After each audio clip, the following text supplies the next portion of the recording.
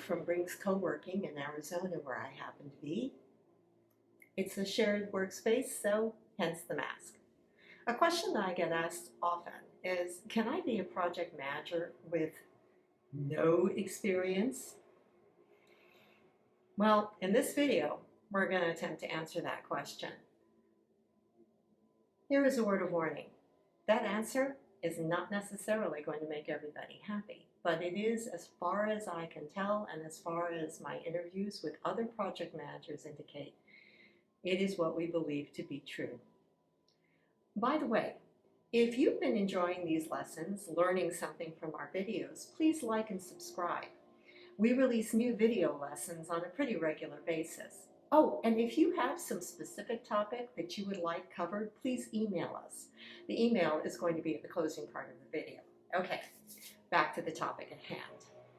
Can you be a project manager without experience? Well, everybody who is currently a professional project manager was at that point at some point in their career, because y'all got to start somewhere.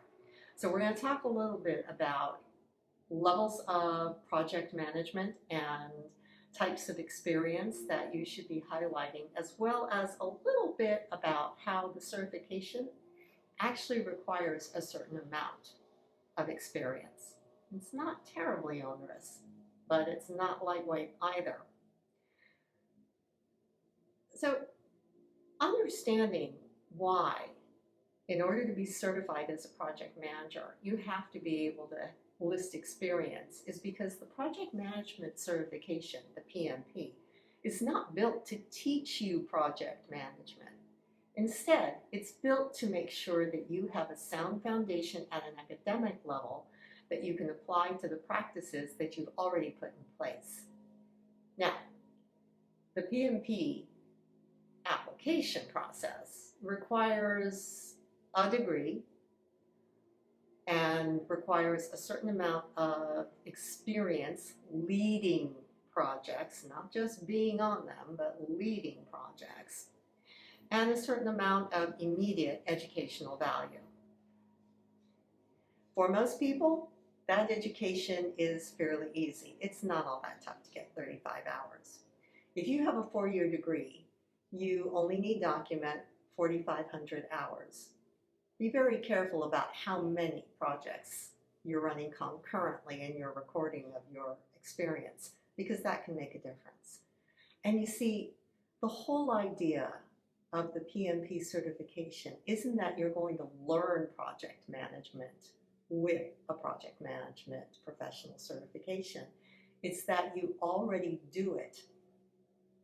It's something to achieve, not something to boost you on your way. Now, everybody has started in project management at some point with absolutely no experience, but if you've decided that this is a field that you would like to join, then please be aware there are all sorts of levels that you can join it at, just like any other professional field. You're not going to expect to make a decision on Monday that you want to be a professional project manager, get somebody to hire you on Tuesday as a project manager, and start your very first multi-million-dollar project on Wednesday. It just doesn't work that way. When I got my PMP, it was some time ago, and it was before the standards for the application had really been firmed up. As a result, there were some people who were getting through the process, and they were getting their PMP in large part because they were just darn good at taking tests. And I remember running into somebody who excitedly told me that they'd gotten their PMP. They had passed the exam, and they had listed all sorts of hours of experience. Well, I'll tell you something. At the time, I hadn't yet finished my 4-year degree. It took me 27 years, but that's a whole nother story. So I actually had to document 7,500 hours of project leadership in project teams and environments. And as far as I knew, this particular individual had never organized anything, had never gotten something from start to finish larger than getting 10 members of their family onto a family cruise one year. But the individual was awesome at taking tests. So, studied for the test, put a boatload of experience into a resume, was accepted to take the test and did. I venture to say that if I took any one of my projects out of my resume and handed it to that individual and said, go forth and finish, things would get a little dicey. So a couple of things. Do investigate whether or not you want to join this profession. It is an awesome profession. I personally cannot tell you how pleased I am and how honored I am by some of the people and some of the colleagues that I've met in this profession. It's been amazing as a ride. Don't assume that every project manager is the same and that every project type is the same. Depending on the industry, the timing, and the general economic and other certain circumstances, managing projects changes, it evolves.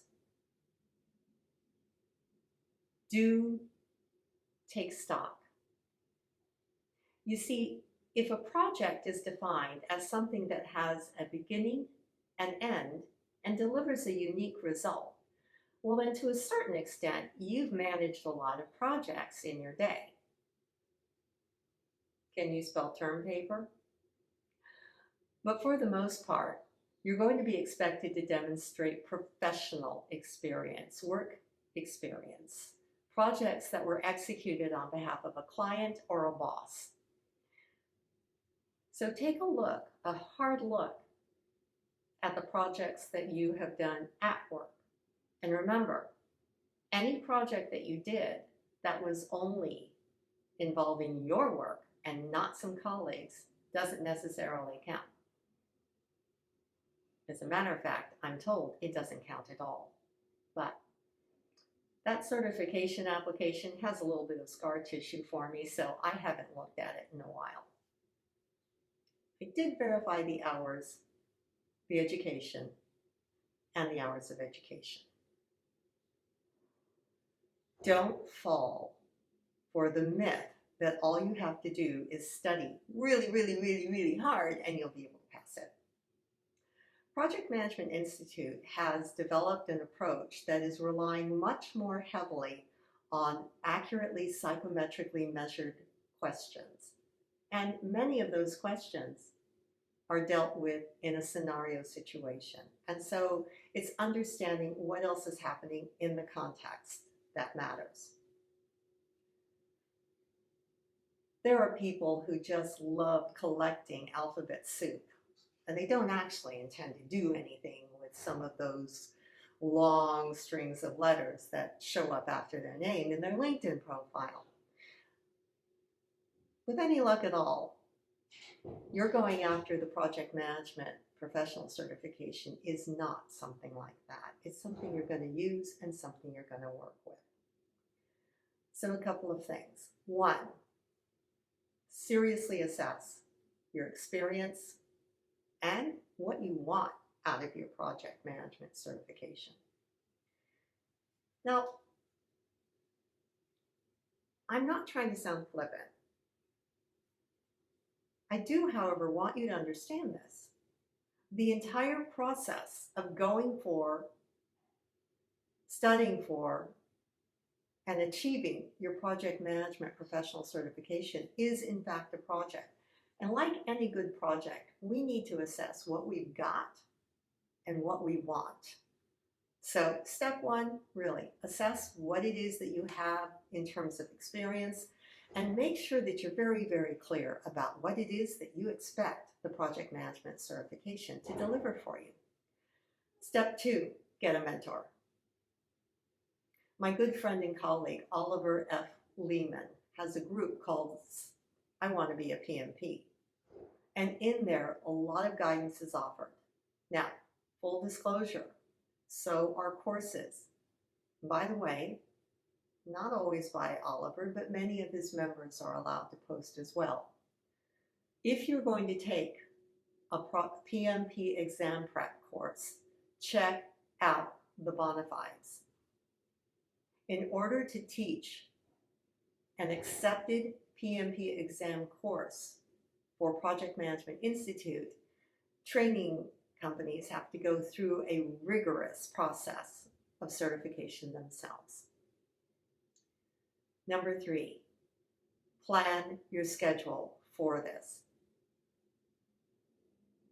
I cannot tell you how many people have tried to reschedule their exam date because they realized that they had scheduled their exam for the week before their spouse's birthday. Or my personal favorite was the individual who scheduled it right in between Thanksgiving here in the US, it's towards the end of November, by the way, and the High Holy Days. If you are going to be, for any reason, and most of them are quite legitimate, like friends, family, community obligations, and sometimes a big budget project that you're going to be finishing up, do not schedule your exam for then.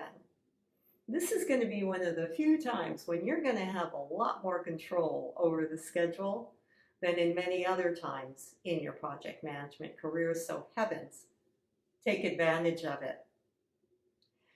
You know, experience and education are going to combine powerfully to make you a great project manager, a great project leader. And it's that mixture that's going to make you the strongest. And everybody starts at a point where they really haven't done a lot of formal project management or work-related project management, which reminds me, you can include some community service projects. It not only is a way of demonstrating your capabilities, but also demonstrating your commitment to being a good citizen in the community.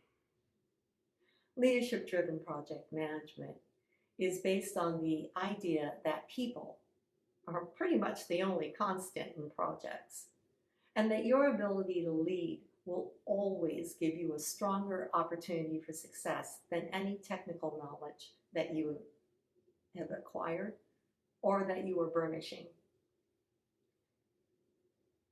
Please like or subscribe to this channel if you agree that your leadership skills are the evergreen project management skills and well worth developing.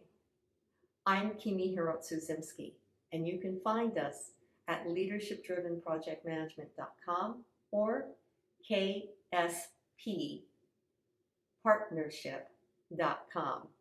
Oh, and by the way, please like or subscribe to this channel if you agree that your leadership skills are the evergreen project management skills and well worth developing. I'm Kimi Hirotsu-Zimski. See you next time.